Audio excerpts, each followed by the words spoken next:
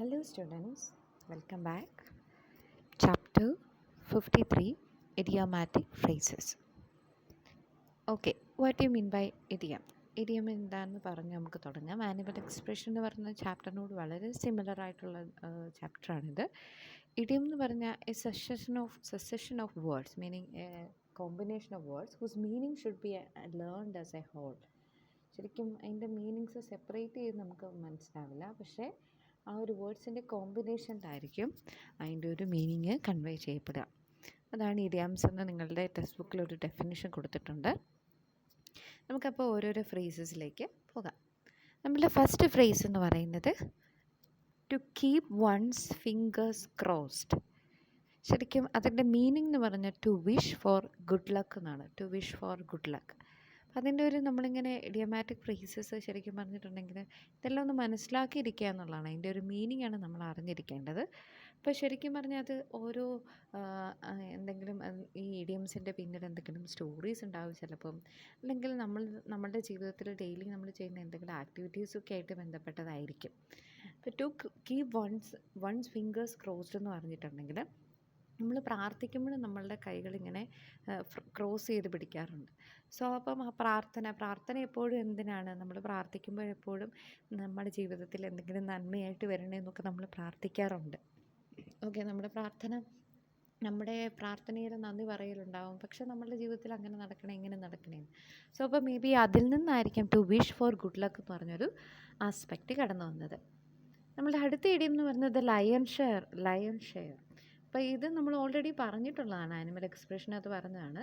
അപ്പോൾ ഇതിൻ്റെ പിന്നിലൊരു സ്റ്റോറി ഉണ്ട്. ലയൺ ഷെയറിൻ്റെ മീനിങ് മേജർ പാർട്ട് എന്നാണ് മീനിങ്.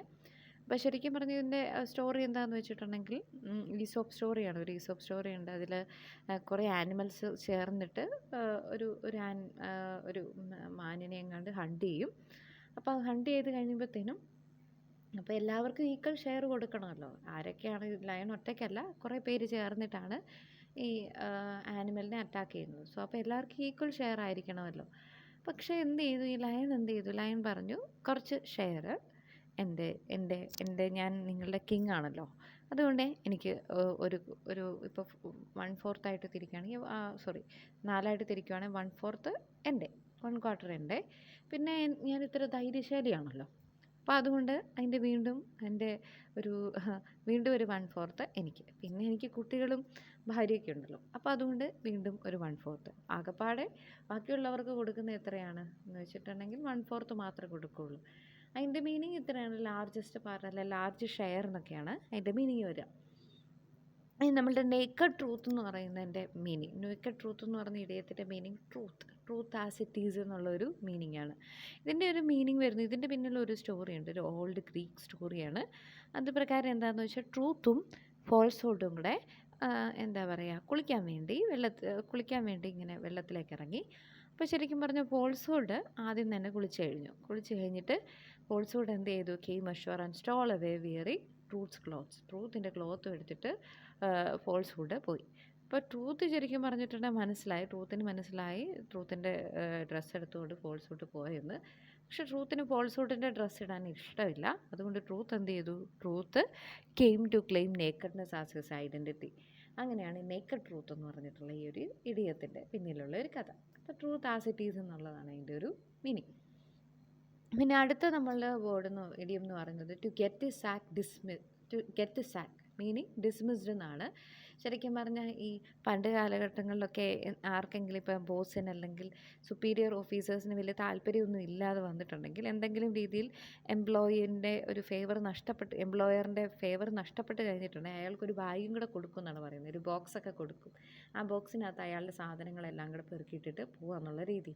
സോ അപ്പോൾ ടു ഗെറ്റ് ദ സാക്ക് എന്ന് പറഞ്ഞിട്ടുണ്ടെങ്കിൽ ഡിസ്മിസ്ഡ്, ഫയർഡ് എന്നുള്ളൊരു മീനിങ്ങാണ്.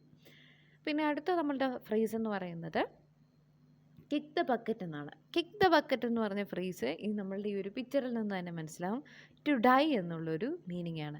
അതിന് അങ്ങനെ ഒരു മീനിങ്ങിലേക്ക് വരാനുള്ള കാരണം എന്താണെന്ന് വെച്ചാൽ നമ്മളുടെ ഈ ഒരു ആനിമൽസിനെയൊക്കെ സ്ലോട്ടർ ചെയ്യുന്ന സ്ഥലത്ത് പലപ്പോഴും ഇങ്ങനെ അവരുടെ ആനിമൽസിൻ്റെയൊക്കെ മീറ്റ് അല്ലെങ്കിൽ ആനിമൽസിൻ്റെ ഇങ്ങനെ സ്ലോട്ടർ ചെയ്തതിന് ശേഷം ഇങ്ങനെ തലകീഴായിട്ട് ഇങ്ങനെ ഇടാറുണ്ട് ഈ ബീമേൽ എന്ന് പറഞ്ഞാൽ എന്താ? നമ്മളുടെ ഈ മേൽക്കൂരയിൽ ഈ നമ്മളുടെ തട്ടുംപുറത്ത് ഇങ്ങനെ തടികളില്ലേ, അപ്പോൾ ഭീമേൽ, അപ്പോൾ ആ ഭീമേൽ ഇങ്ങനെ കെട്ടിത്തൂക്കിയിടാറുണ്ട്. അപ്പോൾ ആ ഒരു ഇതിൽ നിന്നാണ് ബക്കറ്റ് എന്ന് പറഞ്ഞാൽ അപ്പോൾ ഡെഡ് ആനിമൽസിനെ തൂക്കി ഇങ്ങനെ ഇടുന്നു എന്നുള്ള ഒരു ആസ്പെക്റ്റിൽ നിന്ന് കിക്ക് ദ ബക്കറ്റ് എന്ന് പറഞ്ഞിട്ടുണ്ടെങ്കിൽ ഡെത്ത് ടു ഡൈ എന്നുള്ളൊരു മീനിങ് വന്നത്. ഇനി നമ്മളുടെ മറ്റൊരു ഫ്രേസാണ് ബ്ലോ ഹോട്ട് ആൻഡ് കോൾഡ് എന്ന് പറഞ്ഞിട്ടുള്ള ഫ്രേസ്. ബ്ലോ ഹോട്ട് ആൻഡ് കോൾഡിൻ്റെ meaning keep changing one's mind or opinion, അല്ലെ ഓസിലേറ്റ് ഫ്രീക്വൻ്റ്ലി എന്നൊക്കെ ഉള്ളൊരു മീനിങ് ആണ്. അപ്പം അങ്ങനെ ഒരു ഇത് വരാൻ കാരണം എന്താണെന്ന് വെച്ചിട്ടുണ്ടെങ്കിൽ, ഇതിൻ്റെ ഒരു സ്റ്റോറി ലൈൻ എന്താണെന്ന് വെച്ചിട്ടുണ്ടെങ്കിൽ, ഒരിക്കൽ ഡെവിള് ഒരാളെ കണ്ടു. അപ്പോൾ അയാളിങ്ങനെ ഭയങ്കര തണുപ്പത്ത് ഇങ്ങനെ ഷിവർ ചെയ്തുകൊണ്ടിരിക്കുകയായിരുന്നു. അപ്പോൾ അയാൾ അദ്ദേഹത്തിൻ്റെ ഫിംഗേഴ്സൊക്കെ ഇങ്ങനെ ബ്ലോ ചെയ്തുകൊണ്ടിരിക്കുകയായിരുന്നു. അപ്പോൾ ആ ഡെവിള് ചോദിച്ചു, എന്തുകൊണ്ടാണ് നീ ഇങ്ങനെ ഫിംഗേഴ്സ് ബ്ലോ ചെയ്തുകൊണ്ടിരിക്കുന്നത്, ഫിംഗേഴ്സ് എന്തിനു ഊതിക്കൊണ്ടിരിക്കുന്നതെന്ന് ചോദിച്ചു. അപ്പോൾ അയാൾ പറഞ്ഞു, he did so to keep his fingers warm, ഈ വിരലുകൾക്കൊന്ന് ചൂട് കിട്ടാൻ വേണ്ടിയാണ് അങ്ങനെ ചെയ്യുന്നതെന്ന് പറഞ്ഞു. അപ്പോൾ ഡെവിൾ എന്ത് ചെയ്തു, അയാളൊരു ഷെൽട്ടറിൽ കൊണ്ടുപോയിട്ട് അയാൾക്ക് നല്ല ഹോട്ടായിട്ടുള്ള സൂപ്പ് കൊടുത്തു. അപ്പോൾ സൂപ്പ് കൊടുത്തപ്പോൾ സ്വാഭാവികമായിട്ടും സൂപ്പ് നമുക്ക് നല്ല ഹോട്ടായിട്ടുള്ള സൂപ്പ് കിട്ടിയിട്ടാണ് നമ്മൾ ഊതിയിട്ടല്ലേ കുടിക്കുള്ളൂ. വീണ്ടും എഗെയിൻ അദ്ദേഹം ബ്ലോ ചെയ്യാൻ തുടങ്ങി.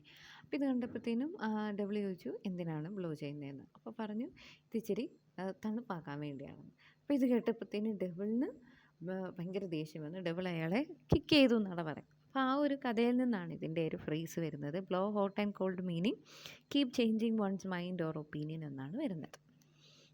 നമ്മുടെ അടുത്ത ഇഡിയം എന്ന് പറയുന്നത് have an axe to grind എന്നാണ്. Have an axe to grind എന്ന് പറഞ്ഞാൽ to have an ulterior reason for doing something. നമ്മളുടെ എന്തെങ്കിലും പേഴ്സണൽ ബെനിഫിറ്റിന് വേണ്ടി എന്തെങ്കിലുമൊക്കെ കാര്യങ്ങൾ ചെയ്യുന്നതിനെയാണ് നമ്മളുടെ മനസ്സിൽ എന്തെങ്കിലും കണ്ടുകൊണ്ട് നമ്മൾ ആർക്കെങ്കിലുമൊക്കെ ഹെൽപ്പ് ചെയ്യുന്ന, അല്ലെങ്കിൽ ആരെങ്കിലും എന്താ പറയുക പുകഴ്ത്തുകയോ അങ്ങനെയൊക്കെ ചെയ്യുന്നതിനെയാണ്, ഫ്ലട്ടർ ചെയ്യുന്നതിനൊക്കെയാണ് നമ്മൾ have an axe to grind എന്ന് പറയുന്നത്.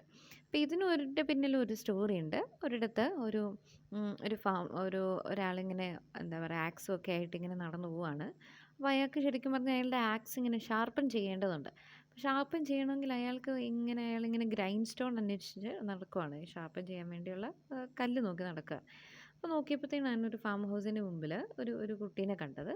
അപ്പോൾ ആ ഫാം ഹൗസിൻ്റെ ആ വീട്ടിലെ കുട്ടിയാണെന്ന് തോന്നുന്നു. അപ്പോൾ ആ കുട്ടീനെ കണ്ടു. അപ്പോൾ ആ കുട്ടിയുടെ അടുത്ത് നിന്ന് ആ കുട്ടീനെ കുറേ ഇങ്ങനെ പ്രൈസ് ചെയ്തു, കുറേ ഇങ്ങനെ ഫ്ലാറ്റർ ചെയ്തു. അത് കഴിഞ്ഞത്തേനും അപ്പോൾ ആ കുട്ടിയുടെ പ്രൈസ് ചെയ്തുകൊണ്ട് അയാൾ അവിടെ നിന്ന് ഗ്രൈൻഡ് സ്റ്റോൺ ശരിക്കും പ്രവർത്തിക്കുക എന്താണ്, ഗ്രൈൻഡ് സ്റ്റോണിൽ ഒരേ സമയം ഇയാളിങ്ങനെ കത്തി തേക്കുകയും ചെയ്യണം, അല്ല ആക്സ് തേക്കുകയും ചെയ്യണം. അതേസമയം ആ ഹാൻഡിൽ ആരെങ്കിലും പിടിച്ച് ഇങ്ങനെ കറക്കിക്കൊണ്ടിരുന്നാലേ അത് സ്മൂത്തായിട്ട് വർക്ക് ചെയ്യത്തുള്ളൂ. സോ അപ്പോൾ ഇങ്ങനെ പ്രൈസ് ചെയ്തുകൊണ്ടിരുന്നു. മീൻ വൈൽ ഈ ബോയ് എന്ത് ചെയ്തു, ഈ ഹാൻഡിൽ ഇങ്ങനെ ടേൺ ചെയ്തുകൊണ്ടേയിരുന്നു. അങ്ങനെ ശരിക്കും പറഞ്ഞിട്ടുണ്ടെങ്കിൽ ഇയാൾ എന്തിനാണ്, അയാളുടെ പേഴ്സണൽ ബെനിഫിറ്റിന് വേണ്ടിയാണ് ആ ബോയിനെ പ്രൈസ് ചെയ്തത്. സോ അപ്പം അതാണ് അതിൻ്റെ ഒരു meaning. To have something to complain about, to have a private reason for doing or being involve in something. നമ്മളുടെ എന്തെങ്കിലും പേഴ്സണൽ മോട്ടീവിന് വേണ്ടി നമ്മൾ ആർക്കെങ്കിലും ഉപകാരം ചെയ്യുന്നതിനെയാണ് to have an axe to grind എന്നുള്ളത് കൊണ്ട് വരുന്നത്.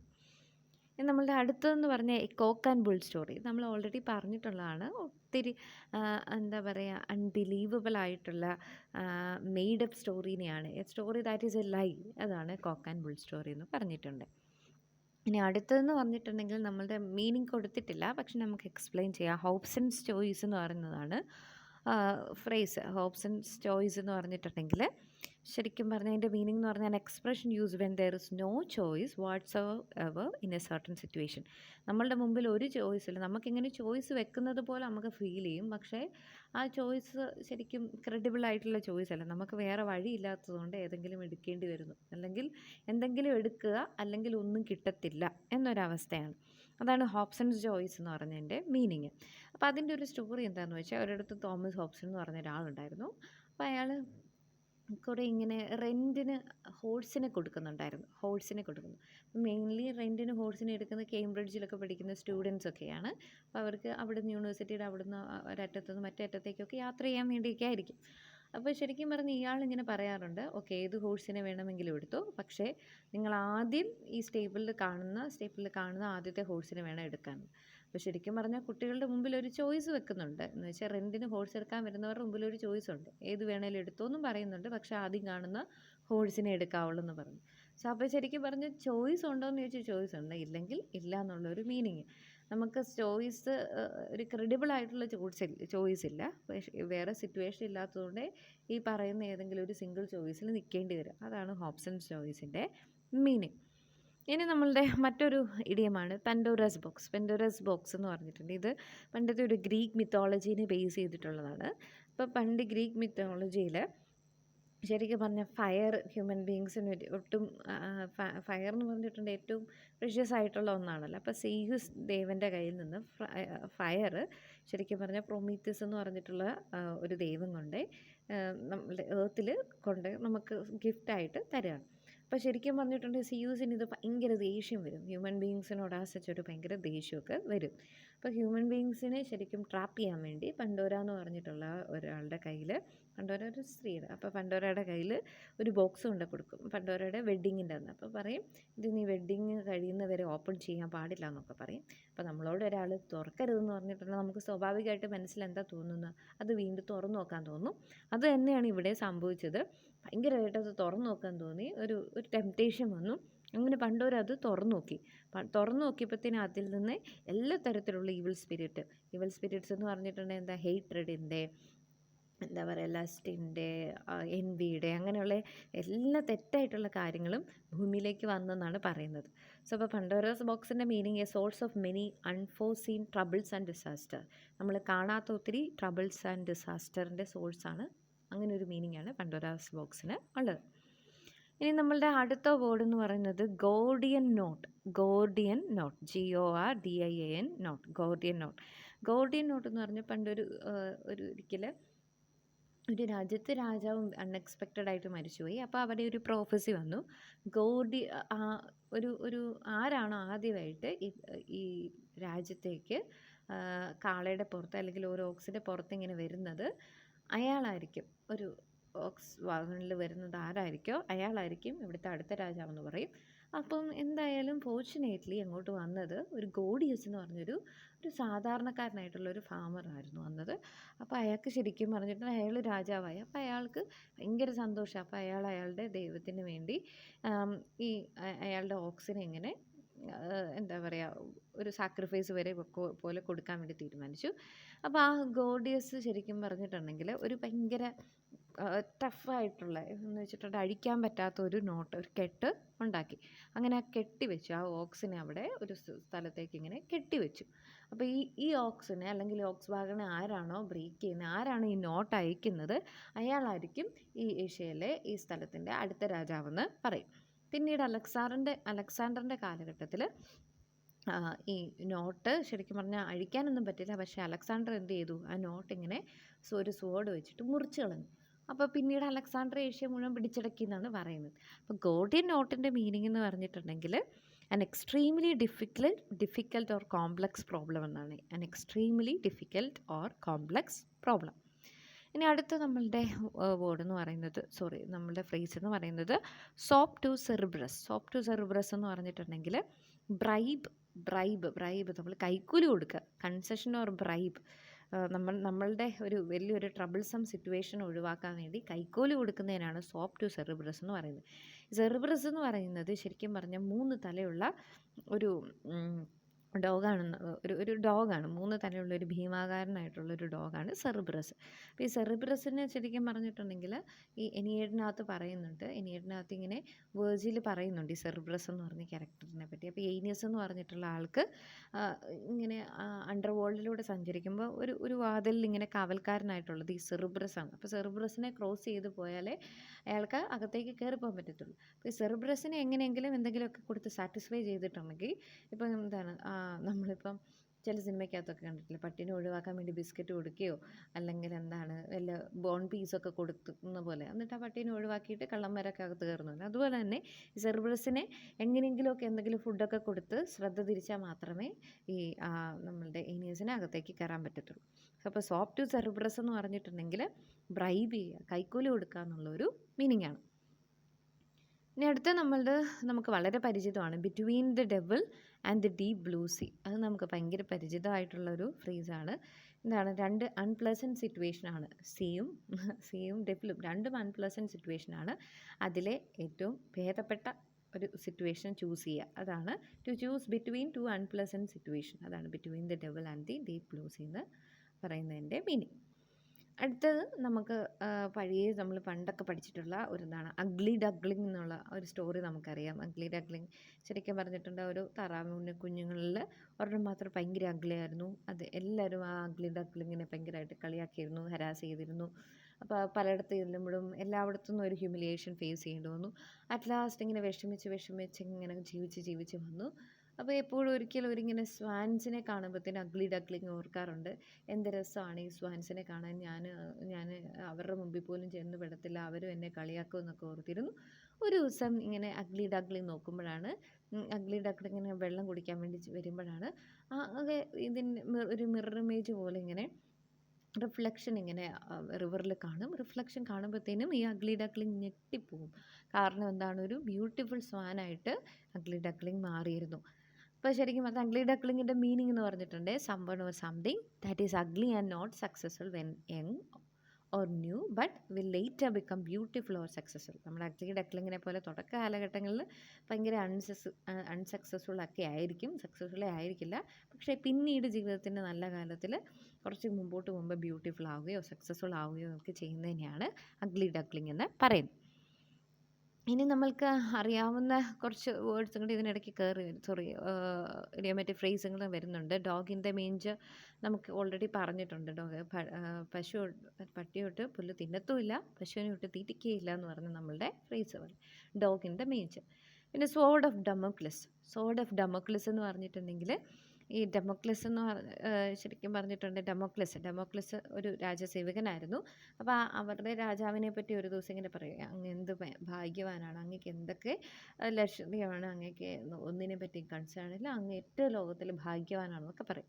അപ്പോൾ ശരിക്കും പറഞ്ഞാൽ ഈ കിങ്ങിന് ഭയങ്കര ദേഷ്യം തോന്നും. കാരണം കിങ് ഒത്തിരി പ്രഷറൈസ്ഡ് ആയിട്ടുള്ള ലൈഫിലാണ് ജീവിക്കുന്നത്. പക്ഷെ പുറമേ കാണുന്നവർക്ക് അത് മനസ്സിലാവില്ല. അപ്പോൾ എന്ത് ചെയ്തു, എന്നാൽ ശരി നീ ഒരു കാര്യം ചെയ്യുക, നീ ഒരു ദിവസമെങ്കിലും എൻ്റെ പാലസിൽ നീ കിങ്ങായിട്ട് ഇരുന്നോ, എല്ലാവരും നിന്നെ കിങ്ങായിട്ട് കരുതിക്കൊള്ളാം എന്ന് പറഞ്ഞു. അപ്പോൾ അത് കേട്ടപ്പോൾ ഡെമോക്ലസിന് ഭയങ്കര നല്ല ഐഡിയ ആയിട്ട് തോന്നി. ഡെമോക്ലസ് ഇങ്ങനെ ആ ത്രോണിൽ കയറിയിരുന്നു. അപ്പോൾ അത് നേരത്തേനും കിങ് പറഞ്ഞു, അങ്ങനെയാണെങ്കിൽ ഒരു കാര്യം ചെയ്യാം, നീ ഇരിക്കുന്നതിൻ്റെ ആ ഒരു നിൻ്റെ ആ പ്ലേസിൻ്റെ നിൻ്റെ ആ സ്ഥലത്തിന് തൊട്ട് മുകളിലായിട്ട് ഒരു സ്വോർഡ് തൂക്കിയിടാം, ഒരു വാള് തൂക്കിയിടാം. അങ്ങനെ ആ വാള് തൂക്കിയിടുമ്പോഴത്തേനും നീ ഇനി ഇതുപോലെയാണ് ശരിക്കും പറഞ്ഞാൽ ഞാൻ ജീവിക്കുന്നതെന്ന് പറഞ്ഞു. അപ്പോൾ ഈ വാൾ എപ്പോൾ ഇങ്ങനെ തൂക്കിയിട്ടേക്കാണ്, ചിലപ്പോൾ വാൾ ആടിയെങ്ങാനും മേത്ത് വീഴുമോ എന്നൊക്കെ ഓർത്തിട്ട് ഡെമോക്ലസിന് ആ സീറ്റിലിരിക്കാനേ പറ്റുന്നില്ല, ഭയങ്കര പേടിച്ച് അയാൾ ഇരിക്കുക. അപ്പോൾ ശരിക്കും ഡെമോക്ലസ് പറഞ്ഞു, എനിക്ക് രാജാവാകണ്ടെന്ന് പറഞ്ഞു. അപ്പോൾ കിങ് പറഞ്ഞു, എൻ്റെ സിറ്റുവേഷൻ ഇങ്ങനെയൊക്കെ തന്നെയാണ്, ഞാനും ഇങ്ങനെ ഒത്തിരി എൻ്റെ ചുറ്റും എനിമീസ് ഉണ്ട്, എനിക്ക് എൻ്റെ ചുറ്റും ഒത്തിരി പ്രശ്നങ്ങളുണ്ട്, അപ്പോൾ ഞാനും ഇങ്ങനെ തന്നെയാണ് നിൽക്കുന്നതെന്നൊക്കെ പറഞ്ഞു. അതാണ് ഈ സോർഡ് ഓഫ് ഡെമോക്ലസിൻ്റെ മീനിങ് എന്ന് പറഞ്ഞാൽ any imminent or impending or eventual trouble, danger or disaster. നമ്മളെ കാത്തിരിക്കുന്ന എന്തെങ്കിലും ഇപ്പം നമുക്ക് കാണാൻ പറ്റുന്നില്ലെങ്കിലും നമ്മളെ ഏത് നിമിഷവും ബാധിക്കാവുന്ന എന്തെങ്കിലുമൊക്കെ ട്രബിൾസ്, ഡേഞ്ചർ, ഡിസാസ്റ്റർ, അതിനെയാണ് സോർഡ് ഓഫ് ഡെമോക്ലസ് എന്നുകൊണ്ട് ഉദ്ദേശിക്കുന്നത്. ഇനി നമ്മളുടെ അടുത്ത വേർഡ് എന്ന് പറഞ്ഞിട്ടുണ്ടെങ്കിൽ ആപ്പിൾ ഓഫ് ഡിസ്കോർഡാണ്. ആപ്പിൾ ഓഫ് വേർഡ്സ് എന്ന് പറഞ്ഞാൽ ആപ്പിൾ ഓഫ് ഡിസ്കോർഡാണ്. ആപ്പിൾ ഓഫ് ഡിസ്കോർഡ് എന്ന് പറയുന്നത് ഈ ഗ്രീക്ക് മിത്തോളജിയൊക്കെ ആയിട്ട് ബന്ധപ്പെട്ടതാണ്, ട്രോജൻ വാറുമായിട്ടൊക്കെ ബന്ധപ്പെട്ടതാണ്.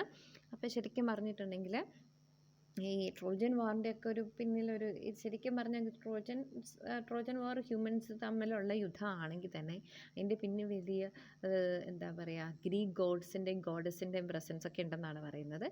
അപ്പോൾ ശരിക്കും പറഞ്ഞിട്ടുണ്ടെങ്കിൽ നമ്മളുടെ ഈ ഇന്ദ്രൻ്റെ രാജസദസ്സിൽ 3 നർത്തകിമാരൊക്കെ ഉള്ളതുപോലെ തന്നെ ഈ ഗ്രീക്ക് മിത്തോളജിയിലും അതുപോലെ ഒരു സിമിലർ സ്റ്റോറി ലൈനുണ്ട്. അപ്പം ശരിക്കും പറഞ്ഞിട്ടുണ്ടെങ്കിൽ അവരുടെ ഒരു വലിയൊരു തിയേഴ്സ് എന്ന് പറഞ്ഞിട്ടുള്ള ഒരു ദേവൻ്റെ ഭയങ്കര ഒരു വിവാഹ ചടങ്ങ് നടക്കുകയാണ്. അപ്പോൾ അവിടെ ഈ ഒരാൾ ഒരു ക്ഷണിക്കപ്പെടാത്ത അതിഥി ചെയ്യുന്നു. അപ്പോൾ അയാൾ ഇൻസൾട്ട് ചെയ്ത് വിട്ടു. അപ്പോൾ അയാൾ എന്ത് ചെയ്തു, അയാൾ ഇങ്ങനെ ഒരു സ്വർണ്ണ ആപ്പിൾ അവിടെ വെച്ചു. അപ്പോൾ ആ സ്വർണ്ണ ആപ്പിൾ ഗിഫ്റ്റായിട്ട് അങ്ങോട്ട് എറിഞ്ഞു കൊടുത്തു. അപ്പോൾ ആ സ്വർണ്ണ ആപ്പിളിൽ ടു മോസ്റ്റ് ബ്യൂട്ടിഫുൾ എന്നങ്ങാണ്ട് എഴുതിയിരുന്നു, എന്ന് വെച്ചാൽ ഏറ്റവും സുന്ദരിയായിട്ടുള്ള ആൾക്ക്. അപ്പോൾ ശരിക്കും പറഞ്ഞിട്ടുണ്ട് അവിടെ 3 സുന്ദരിമാരായ നർത്തകിമാരുണ്ട്, നമ്മളുടെ രംഭവേന തിലകവതിമാരെ പോലെ. അപ്പോൾ അവർ തമ്മിൽ ഭയങ്കര ക്ലാഷായി, അവർ തമ്മിൽ ആരാണ് സുന്ദരി എന്നൊക്കെ പറഞ്ഞ് വലിയ ബഹളമായി. അങ്ങനെ അത് പിന്നീട് വലിയ കോൺസിക്വൻസ്, വലിയ ഡിസാസ്റ്ററിലേക്ക് എത്തി. അപ്പോൾ ഇതിൻ്റെ ഒരു മീനിങ് എന്ന് പറഞ്ഞാൽ an object or topic that sauce anchor or decent. നമ്മൾ വലിയ കോൺസിക്വൻസ് ഉണ്ടാക്കുന്ന ഒരു റീസൺസിനെ ആയിട്ടുള്ള ചില പ്രശ്നങ്ങൾ വളർന്ന് വളർന്ന് വലിയ പ്രശ്നങ്ങളായിട്ട് മാറാറില്ല, വലിയ പ്രശ്നങ്ങളായി മാറില്ല. അപ്പോൾ അതിൻ്റെ എല്ലാം ബേസായിട്ട് വരുന്ന ചെറിയ ചെറിയ ആ കാരണങ്ങളെയാണ്, അല്ലെങ്കിൽ ആ ഒബ്ജക്ട്സിനെയൊക്കെയാണ് നമ്മൾ ആപ്പിൾ ഓഫ് ഡിസ്കോർഡ് എന്ന് പറയുന്നത്. പിന്നെ സോർ ഗ്രേപ്സിൻ്റെ സ്റ്റോറി നമുക്കറിയാമല്ലോ, കിട്ടാത്ത മുന്തിരിങ്ങ പുളിക്കും, അതാണ് സോർ ഗ്രേപ്സിൻ്റെ മീനിങ്. പിന്നെ to clear the Augustan table എന്ന് പറഞ്ഞിട്ടുണ്ടെങ്കിൽ ടു റിമൂവ് കറപ്ഷൻ, ഇൻഎഫിഷ്യൻസി, അല്ലെങ്കിൽ to streamline the administration, പ്രോപ്പറായിട്ടുള്ള അഡ്മിനിസ്ട്രേഷൻ കൊണ്ടുവരാൻ ബൈ റിമൂവിങ് ദ കറപ്ഷൻ. അതാണ് ടു ക്ലീൻ ദ അഗെയിൻസ്റ്റ് ടേബിൾസിൻ്റെ മീനിങ്. അപ്പോൾ ഇതിനൊരു ഇതുണ്ട്. ആജേഴ്സ് എന്ന് പറഞ്ഞിട്ടുള്ള ഒരു ദേവൻ്റെ ആജേഴ്സ് എന്ന് പറഞ്ഞിട്ടുള്ള ആളുടെ സ്റ്റേപ്പിൾ എന്ന് പറഞ്ഞിട്ടുണ്ടെങ്കിൽ എന്താണ് ഈ സ്റ്റേബിൾ എന്ന് പറഞ്ഞിട്ടുണ്ടെങ്കിൽ എന്താണ്, ഇങ്ങനെ ആടുകളൊക്കെ വളർത്തുന്ന സ്ഥലം. അപ്പോൾ അത് കുറേ വർഷങ്ങളായിട്ട്, മേ ബി ഒരു 30 years ഒക്കെ ആയിട്ടും ഇതുവരെ ക്ലീൻ ചെയ്തിട്ടില്ല. അപ്പോൾ അങ്ങനെ അത് ക്ലീൻ ചെയ്യാൻ വേണ്ടി അവിടെ എന്ത് ചെയ്തു, ഇങ്ങനെ 2 റിവേഴ്സും തന്നെ ആ ഒരു സ്റ്റേബിളിലേക്ക് ഒഴുക്കി എന്നാണ് പറയുന്നത്, ഒറ്റയടിക്ക് ഒഴുക്കി. അങ്ങനെ നല്ല അവിടെ സ്റ്റേബിളെല്ലാം ക്ലീൻ ആക്കി എന്നുള്ളൊരു സ്റ്റോറി. ആ സ്റ്റോറി ലൈനിനെ ബേസ് ചെയ്തിട്ടാണ് പറയുന്നത്. ടു റിമൂവ് കറപ്ഷൻ അല്ലെങ്കിൽ ഇൻഎഫിഷ്യൻസി എന്നുള്ളതാണ് ക്ലീൻ ദ അഗെയിൻ സ്റ്റേബിൾ. ഇനി നമുക്കിതൊരു ഇച്ചിരി ഫെമിലർ ആയിട്ടുള്ളതാണ്. Many A slip between the cup and the lip എന്ന് വെച്ചിട്ടുണ്ടെങ്കിൽ ഇതിൻ്റെ പിന്നിൽ ഇതുണ്ട്. ഒരു കിങ് ഉണ്ടായിരുന്നു. അപ്പോൾ ആ കിങ്ങിന് ശരിക്കും പറഞ്ഞിട്ടുണ്ടെങ്കിൽ ഭയങ്കര താല്പര്യമാണ്, ഗ്രേപ്പ് വൈൻ ഭയങ്കര താല്പര്യമാണ്. അപ്പം ഈ കിങ്ങിനാണെങ്കിൽ ഒരു സ്ലേവ് ഉണ്ട്. ആ സ്ലേവ് ഭയങ്കര പ്രൊഫറ്റിക്, ഒത്തിരി പ്രവചനങ്ങളൊക്കെ നടത്തുന്ന ആളാണ്. അപ്പം ഈ സ്ലേവ് ഇങ്ങനെ കിങ്ങിനോട് പറഞ്ഞു, അങ്ങ് ഒരിക്കലും ഇപ്പോൾ കുറേ ഗ്രേപ്സ് ഇപ്പോൾ കുറേ ഇത് നട്ടിട്ടുണ്ടല്ലോ, അപ്പം അത് പക്ഷേ ഒരിക്കലും അങ്ങേക്ക് കുടിക്കാൻ പറ്റുമെന്ന് തോന്നുന്നില്ല. ഈ ഗ്രേപ്പ് വൈൻ എൻജോയ് ചെയ്യാൻ അങ്ങേക്ക് അതിനു മുമ്പേ അങ്ങ് മരിച്ചു പോകുമെന്ന് പറഞ്ഞു. അപ്പോൾ ഇത് കേട്ടപ്പോഴത്തേന് ഈ കിങ്ങിന് ഭയങ്കര വാശിയായി. ഓക്കെ, എങ്ങനെയാണെങ്കിൽ ഇയാൾ പറഞ്ഞ പ്രോഫസി തെറ്റാണെന്ന് തെളിയിക്കാൻ വേണ്ടി എത്രയും വേഗം ഞാൻ ഗ്രേപ്പ് വൈൻ ഉണ്ടാക്കി കുടിക്കുമെന്ന് തീരുമാനിച്ചു. അങ്ങനെ അയാൾ ഭയങ്കരമായിട്ട് ഫെർട്ടിലൈസേഴ്സൊക്കെ ഇട്ട് ഭയങ്കരമായിട്ട് അത് ചെടിയൊക്കെ വളർത്തി. അങ്ങനെ ഗ്രേപ്പ് വൈനൊക്കെ അവസാനം ഗ്രേപ്സൊക്കെ വന്നു, അത് വന്ന് പ്രോസസ്സ് ചെയ്ത് ഗ്രേപ്പ് വൈനൊക്കെ ആക്കി. അങ്ങനെ അതിങ്ങനെ ഗ്ലാസ്സിൽ ഇങ്ങനെ കുടിക്കാൻ വേണ്ടി വരുമ്പോഴത്തേനുമാണ് കിങ്ങിനൊരു വേഗം അറിയുന്നത്. ഈ ഇദ്ദേഹത്തിൻ്റെ ഗ്രേപ്പ് യാർഡിൽ ശരിക്കും പറഞ്ഞിട്ടുണ്ട് ഒരു കരടി വന്നു. ആ കരടി ഇങ്ങനെ ഗ്രേപ്പ് യാർഡിൽ ഇങ്ങനെ അറ്റാക്ക് ചെയ്യാൻ തുടങ്ങുകയാണ് എന്ന് പറഞ്ഞു. അപ്പോൾ കിങ് ഓർത്തു, എന്തായാലും ഇത്രയൊക്കെ ആയെന്ന് ആ കരടീനെയും കൂടെ കൊന്നിട്ട് എല്ലാവരുടെ മുമ്പിൽ ഞാനൊരു ധീരനായെന്ന് തെളിയിച്ചിട്ട് വന്ന് കുടിക്കാമെന്ന് ഓർത്തു. പക്ഷേ എന്ത് പറ്റി, ആ കരടിയുമായിട്ടുള്ള അറ്റാക്കിൽ കിങ് മരിച്ചു. അപ്പോൾ ശരിക്കും പറഞ്ഞാൽ many A zip between the cup and the lip എന്ന് പറഞ്ഞിട്ടുണ്ടെങ്കിൽ generally refers to a situation where things did not happen at the last minute the way they were expected due to unforeseen reasons. നമ്മൾ അപ്രതീക്ഷിതമായിട്ടുള്ള twist കൊണ്ട്, turns കൊണ്ട് last നിമിഷത്തിൽ എന്തെങ്കിലും മാറ്റം സംഭവിക്കുക. അതിനെയാണ് many A zip between the cup and the lip എന്ന് പറയുന്നത്. അല്ലെങ്കിൽ നമ്മൾ എക്സ്പെക്റ്റ് ചെയ്തതുപോലെ ലാസ്റ്റ് നിമിഷം സംഭവിക്കാതിരിക്കുക. ഇനി അടുത്തതെന്ന് പറഞ്ഞിട്ടുണ്ടെങ്കിൽ നമ്മളുടെ ഇത് സ്റ്റോറി ലൈൻ അല്ല, പക്ഷെ നമ്മളുടെ ഈ ഫെമിലിയർ ആയിട്ടുള്ള ചുറ്റുമുള്ള കാര്യങ്ങളിൽ നിന്നൊക്കെ വന്ന ഇഡിയംസിനെ പറ്റിയാണ് പറയുന്നത്. ഒന്നാമത്തേതെന്ന് പറഞ്ഞിട്ടുണ്ടെങ്കിൽ നമ്മളുടെ the die is cast. Die എന്നിവിടെ ഉദ്ദേശിക്കുന്നത് നമ്മളിങ്ങനെ പമ്പും കൊണ്ടൊക്കെ കളിക്കുമ്പോൾ ഇതില്ലേ, അത് die. The die is cast means the future is set and things will unfold inevitably because a decision has been made or a course of action has been taken which cannot be changed. The die is cast എന്ന് പറഞ്ഞിട്ടുണ്ടെങ്കിൽ എന്താ, future already തീരുമാനിച്ചാണ്. നമ്മളപ്പോൾ എന്തൊക്കെ ചെയ്താലും ആ ഫ്യൂച്ചറിൽ നിന്ന് നമുക്ക് മോചനമില്ല. ശരിക്കും പറഞ്ഞാൽ അത് സംഭവിക്കേണ്ടതുപോലെ തന്നെ സംഭവിക്കും, കാരണം ഇത് ഓൾറെഡി പ്രീ പ്ലാൻഡ് ആണ്. അപ്പോൾ അതുകൊണ്ട് നമ്മൾ എന്ത് ചെയ്താലും അതിൽ നിന്ന് നമ്മൾ ഫെയ്റ്റിനെ പറ്റി പറയാറില്ലേ, നമുക്കിതൊന്നും ചെയ്യാനില്ല, അത് വിധിയായിരിക്കും എന്നൊക്കെ പറയത്തില്ല. ആ ഒരു മീനിങ്ങാണ് ദ ഡൈ ഈസ് കാസ്റ്റ് എന്നുകൊണ്ട് ഉദ്ദേശിക്കുന്നത്. പിന്നെ അത് കഴിഞ്ഞിട്ട് വരുന്നത് ഇൻട്രഡ് എന്ന് പറഞ്ഞിട്ടുള്ളതാണ്. അപ്പോൾ ഈ ഡൈ ഈസ് കാസ്റ്റ് എന്ന് പറഞ്ഞിട്ടുള്ള ഇഡിയം വരുന്നത് എൻജിനീയറിംഗ് ഫീൽഡിൽ നിന്നാണ്. അപ്പം അടുത്തതെന്ന് പറഞ്ഞ് to make both ends meet, അത് കൊടുത്തിട്ടില്ല, അത് നമുക്കറിയാമല്ലോ. അത് ഓൾറെഡി നമുക്ക് അറിയാവുന്ന ഫെമിലിയർ ആയിട്ടുള്ളതാണ്. അത് അക്കൗണ്ടൻസി എന്നാണ് വരുന്നത്. ടു മേക്ക് ബോത്ത് എൻഡ്സ് എന്ന് പറഞ്ഞിട്ടുണ്ട്, രണ്ട് വശം മീറ്റ് ചെയ്യുക, ഇൻകവും എക്സ്പെൻഡിച്ചറും മീറ്റ് ചെയ്യുക എന്നുള്ള രീതിയിൽ അക്കൗണ്ടൻസിയുമായി ബന്ധപ്പെട്ടാണ് അത് വന്നിരിക്കുന്നത്. ഇൻട്രഡ് എന്ന് പറയുന്നത് എഗെയിൻ നമ്മളുടെ അതും അക്കൗണ്ടൻസിയുമായിട്ട് ബേസ് ചെയ്ത് വരുന്നതാണ് ഇൻ ദ റെഡ് എന്ന് പറഞ്ഞത്. ഇൻ ദ റെഡ് എന്ന് പറഞ്ഞിട്ടുണ്ടെങ്കിൽ when a company is in the red meaning it has spend more money than it has made. കൂടുതൽ എക്സ്പെൻഡിച്ചർ വരുന്നതിനെയാണ് ഇൻ ദ റെഡ് എന്ന് പറയുന്നത്. ഇനി അടുത്തത് shot in the arm. Shot in the arm എന്ന് പറഞ്ഞിട്ടുണ്ട് something that makes someone or something stronger or more confident. ഇത് നമ്മുടെ മെഡിക്കൽ ഫീൽഡിൽ നിന്നാണ് വരുന്നത്. നമ്മളുടെ എന്തെങ്കിലും നമ്മളുടെ ജീവിതത്തിലുള്ളൊരു ചെറിയ വേദനിപ്പിക്കുന്ന ഇൻസിഡൻസ് ആയിരിക്കാം, അതുവഴി നമ്മൾ കൂടുതൽ കോൺഫിഡൻ്റ് ആകുക അല്ലെങ്കിൽ കൂടുതൽ സ്ട്രോങ് ആവുക എന്നുള്ളൊരു മീനിങ്. നമ്മുടെ ഇഞ്ചക്ഷനൊക്കെ കിട്ടുമ്പോൾ നമുക്ക് അത് ഇച്ചിരി പെയിനൊക്കെ തോന്നും, പക്ഷേ അതുവഴി നമ്മൾ കൂടുതൽ രോഗപ്രതിരോധ ശക്തിയോ അല്ലെങ്കിൽ നമ്മുടെ ആ രോഗമൊക്കെ വേഗം മാറും. അതാണ് ഷോർട്ട് ഇൻ ദ ആം. അത് മെഡിക്കൽ ഫീൽഡിൽ നിന്ന് വരുന്നതാണ്. ഇനി ഇന്ത്യൻ സമ്മർ എൻ്റെ അത് സീസണൽ സൈക്കിളുമായിട്ട് ബന്ധപ്പെട്ടതാണ്.